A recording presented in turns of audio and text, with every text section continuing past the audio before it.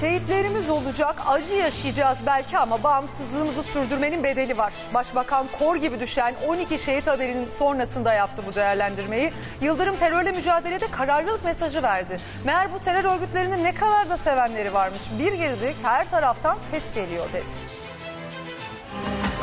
Şehitlerimiz olacak, acı yaşayacağız belki.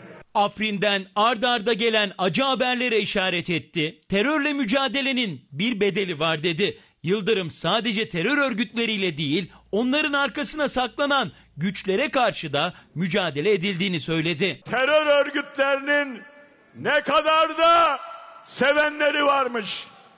Aman bir girdik, her taraftan ses geliyor. Sivillerin zarar görmemesi için büyük çaba sarf edildiğini söyleyen Yıldırım, teröristler sivilleri canlı kalkan yapıyor dedi. Bölgedeki gençleri, çocukları zorla kaçırıp, ellerine silah verip, ön saflarda ölüme gönderen bu terör örgütleri değil mi? Başbakan bir kez daha Amerika'ya yüklendi. Ey Amerika! Ne zaman anlayacaksın?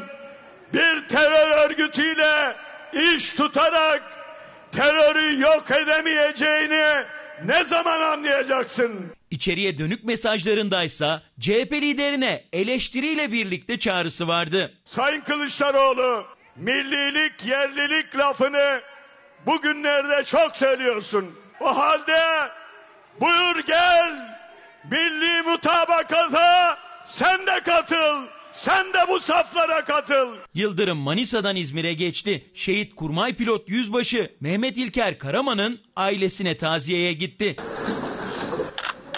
Başbakan daha sonra geçtiğimiz günlerde çığ düşmesi sonucu şehit olan ve babası Başbakanlık koruma ekibinde görev yapan Assubay Çavuş Hilmi Öz'ün evine de başsağlığına gitti.